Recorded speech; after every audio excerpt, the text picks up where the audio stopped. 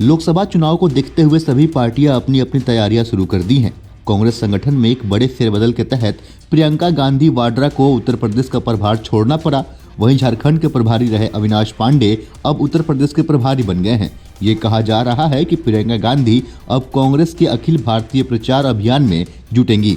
प्रियंका गांधी ने अक्टूबर 2022 में ही कांग्रेस के प्रभारी महासचिव पद से इस्तीफा दे दिया था, लेकिन इस पर अब मुहर लगी है। पिछले साल ही इस्तीफे के बाद प्रियंका ने विधानसभा चुनाव में कांग्रेस की कैंपेनिंग पर फोकस किया था। कर्नाटक, तेलंगाना, राजस्थान, छत्तीसगढ़ से लेकर मध्य प्रदेश और उत्तर प्रदेश के राज्यों में प्रियंका की कैंपेनिंग के बाद ये साफ हो गया है कि अब लोकसभा चुनाव में पार्टी की स्टार प्रचारक के तौर पर दिखाई देंगी।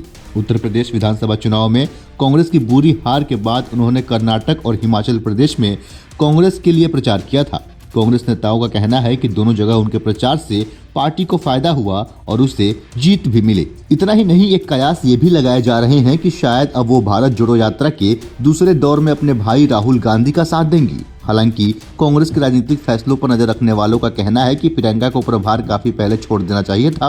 उत्तर प्रदेश में प्रभारी रहते हुए वो कुछ खास नहीं कर सकी। ऐसे में सवाल है कि प्रियंका गांधी से उत्तर प्रदेश का प्रभार लिया जाना राज्य की चुनावी राजनीति में उनकी नाकामी पर आधिकारिक मुहर है, या फिर ये एक सोची समझी रणनीति है जहां उन्हें यूपी की जगह उन राज्यों में जिम्मेदारी दी जाए जहां कामयाबी की संभावनाएं ज्यादा हैं। कई राजनीतिक विश्लेषक का मानना है कि जिस पार्टी ने 1947 से 1989 के बीच कुछ वर्षों तक छोड़कर लगभग 4 दशक तक यूपी में राज किया, वो अब लोकसभा की एक सीट पर सिमट गई है। उस पार्टी के प्रभारी को बहुत पहले इस्तीफा दे देना चाहिए। हालांकि प्रियंका के समर्थकों का कहना है कि यूपी में कांग्रेस काफी पहले से कमजोर हो गई थी। ऐसे में महज 3-4 साल में उनके चमत्कार की उम्मीद कैसे की जा सकती है। लेकिन जानकारों का मानना है कि प्रियंका गांधी 1984 से राजीव गांधी के साथ अमेठी जाती रही हैं। भले सोनिया गांधी पूरे देश में प्रचार करने की वजह से वहां नहीं जा पाती हों, लेकिन प्रियंका गांधी रायबरेली और अमेठी सीट पर प्रचार के लिए जरूर जाती थी। इसका मतलब कम से कम 2 सीटों पर तो कांग्रेस को जीतना ही चाहिए था। जब प्रियंका के प्रभारी रहते कांग्रेस अमेठी में हार गई, तो फिर उनके बने रहने से क्या फायदा। ये कहा जा रहा है कि कांग्रेस के अंदर एक बड़ा तबका है जो प्रियंका गांधी के कामकाज के तरीकों को पसंद नहीं करता है।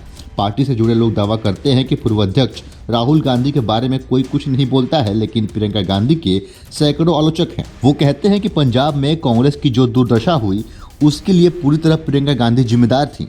उन्होंने अमरिंदर सिंह को हटाकर चरणजीत सिंह चन्नी को सीएम बनवाया। नवजोत सिंह सिद्धू को काफी तवज्जो दी गई और आखिरकार पंजाब कांग्रेस के हाथ से निकल गया। इसके लिए प्रियंका गांधी जिम्मेदार हैं, क्योंकि पंजाब का सारा कामकाज वही देख रही थी, वही सारे फैसले ले रही थी।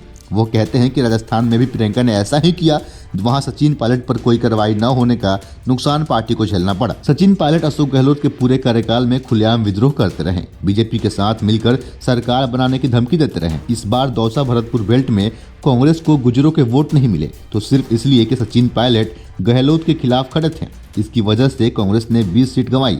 अगर कांग्रेस को यह सीट मिल जाती तो वो सरकार बना सकती थी। इसके बावजूद सचिन पायलट को छत्तीसगढ़ का प्रभारी बनाकर पुरस्कृत किया गया। बाकी इस पे आपकी क्या राय है, आप अपने हिस्से का राय हमें कमेंट के जरिए अवश्य बताएं। फिलहाल के लिए इतना ही। ऐसे ही अन्य खबरों को देखने के लिए बने रहें सहारा समय के साथ। अगर आप हमें फेसबुक पर देख रहे हैं, पेज को लाइक करें, फॉलो करें। अगर आप हमें यूट्यूब पर देख रहे हैं, चैनल को सब्सक्राइब करें। बहुत बहुत धन्यवाद।